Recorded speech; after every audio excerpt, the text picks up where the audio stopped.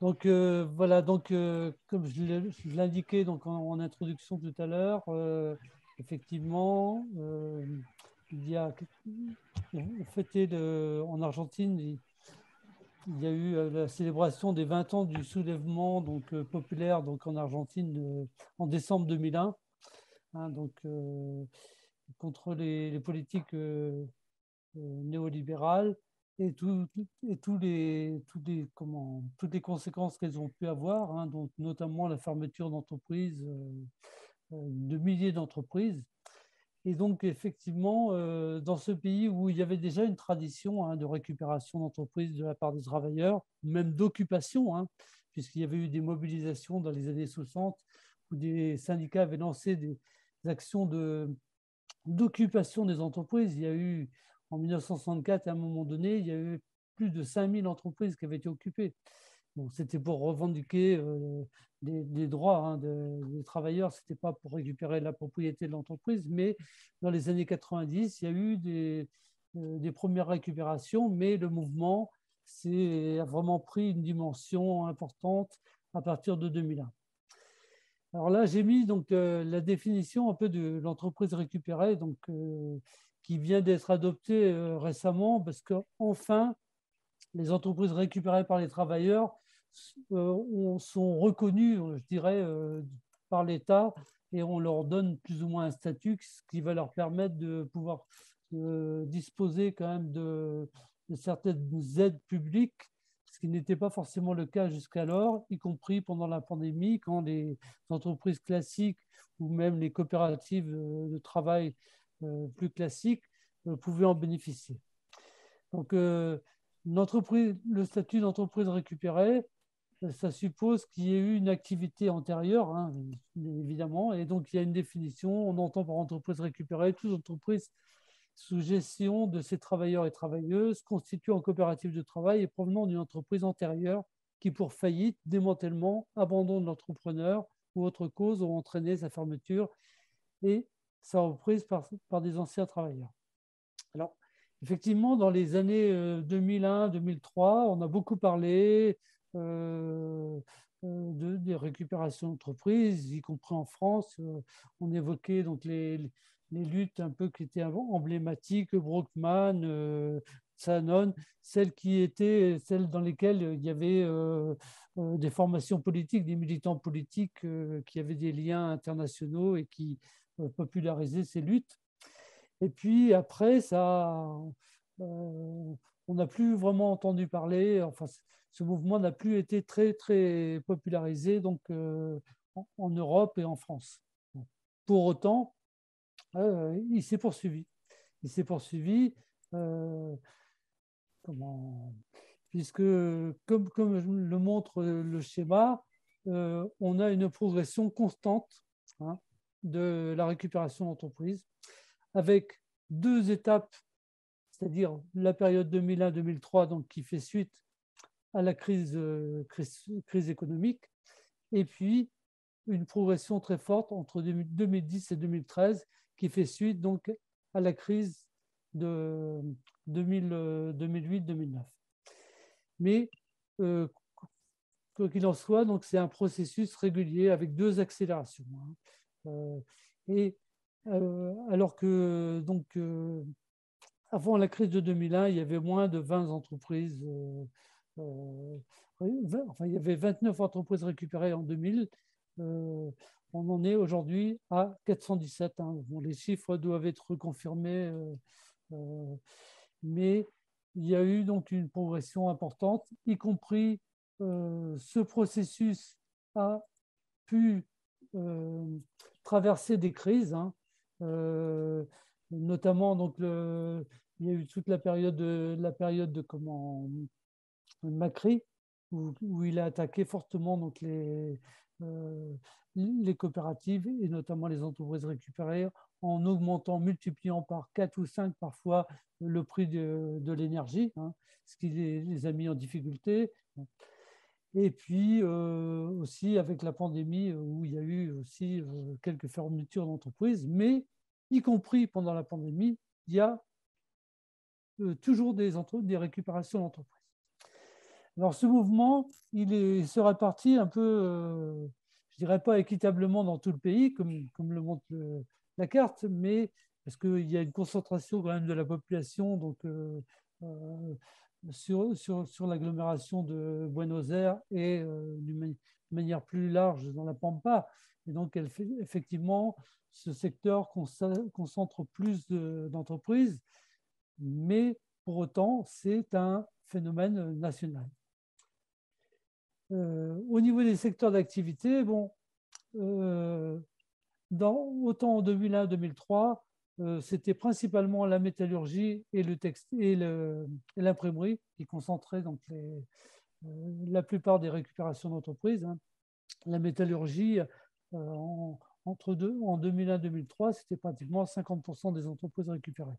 Aujourd'hui, on en est à 18,12. C'est-à-dire qu'il y a eu une diversité, hein, c'est-à-dire qu'il y a des récupérations d'entreprises dans tous les secteurs d'activité, y compris dans la santé. Il y a une clinique qui a été récupérée. Et donc, c'est vraiment, comme on peut le voir sur les tableaux, hein, donc, il y a une diversité, et même si, effectivement, le secteur de l'industrie concentre quand même toujours plus d'entreprises récupérées que les services. Hein. Le secteur de l'industrie, donc 62% de l'ensemble des entreprises récupérées, 63% des travailleurs. Bon. Et effectivement, donc entre 2015 et 2018, donc sous l'effet de Macri, hein, les secteurs de la métallurgie et de l'imprimerie ont perdu des postes, hein, importants. Il y a eu 750 postes qui ont été perdus donc, dans cette période au niveau des entreprises récupérées. Mais en même temps, parallèlement, donc, il y a eu 37 nouvelles entreprises récupérées et dans des provinces plus périphériques.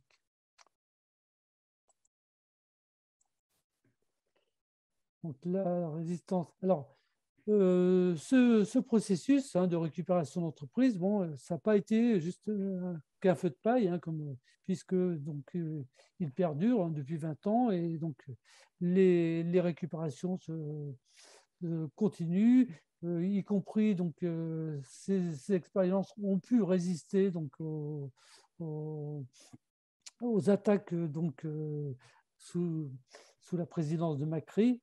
Ce qui est clair, c'est qu'effectivement, il y a, y compris dans les contextes difficiles, donc de destruction d'activité, le secteur montre une résistance incroyable, et donc se prolonge et se poursuit. Attendez, je suis désolé, j'ai un petit problème. Voilà. Donc, effectivement, donc comme le déclarait donc récemment donc, Andrés Ruggieri, hein, donc, qui est un peu un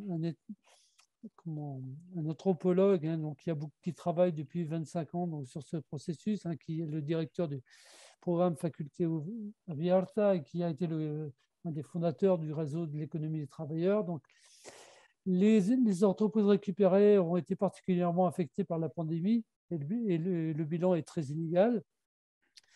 Et puis, donc, ce qu'il faut savoir, par exemple, c'est que pendant cette période, effectivement, l'hôtel Bowen, qui avait résisté à toutes les attaques, hein, de tous des différents gouvernements, a dû fermer ses portes, mais pas suite à une attaque ou une décision de justice, mais pour des raisons de fermeture pendant la période de confinement. Et donc, cette entreprise qui était cette entreprise très emblématique, donc a dû baisser les rideaux après donc 15 ans de gestion ouvrière. En conclusion, ce qu'on peut dire, c'est que le mouvement autogestionnaire argentin, ben, il est parvenu donc à traverser les étapes économiques et les politiques. Et il n'a cessé de s'amplifier, de se renforcer, de se structurer. Hein. Et comme le dit José Abelli, donc, qui participe également au réseau de l'économie des travailleurs, aujourd'hui, quel que soit l'endroit dans le pays, lorsqu'une entreprise ferme, les travailleurs brandissent le drapeau de l'autogestion. C'est le grand acquis de la lutte de la classe ouvrière argentine. c'est une phrase que j'aime bien citer parce que je pense qu'elle-même, elle résume tout à fait le poids et l'ampleur de ce processus qui reste malgré tout très, très limité, mais qui est devenu un mouvement social reconnu, y compris par les autres mouvements sociaux, qui est très respecté et qui, avec le nouveau gouvernement, a obtenu quand même une certaine reconnaissance, puisque plusieurs leaders des universitaires, mais aussi des leaders d'entreprises, sont aujourd'hui donc des conseillers et on essaie de faire progresser donc la reconnaissance de ces expériences, la reconnaissance de ces expériences autogestionnaires. Et donc, ce qu'on peut dire, c'est que le mouvement de récupération d'entreprise en Argentine, il a su s'ancrer quand même dans la réalité de la classe ouvrière. Et c'est quand même quelque chose dont on peut se féliciter en tant que militant autogestionnaire. Voilà. Je reste à la disposition pour fournir des coordonnées, des références et autres sur ce processus que je suis depuis un voyage en 2003. Donc, je vois que dans cette conférence participe également Eugène Bégoc, qui m'avait assisté, avec qui j'ai été allé en 2003, donc pour découvrir un peu ce secteur, ce processus de récupération d'entreprise. Voilà. Je vous remercie.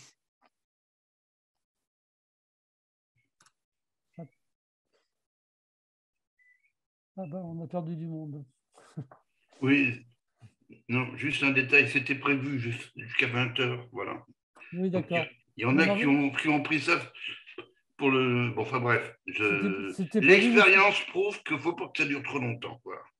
C'était prévu jusqu'à 20h30. On avait eu une hésitation sur le fait de caler les trois je me suis trompé, pardon, excuse-moi.